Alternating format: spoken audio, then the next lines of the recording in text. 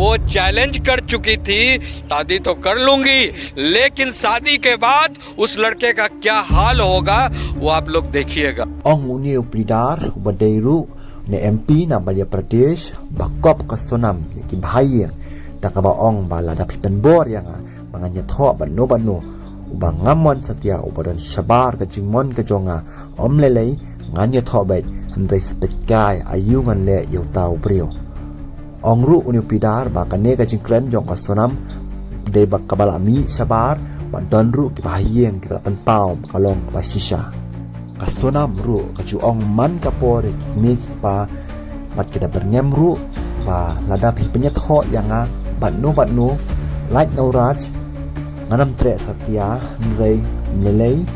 nama pa phila penbor ya kata kaju tho jonga ngamnya tho pet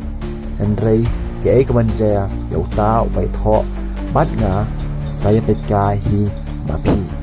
वो challenge कर चुकी थी कि अगर मेरे जीवन में कोई भी अन्य लड़का आता है मेरी पसंद के बाहर,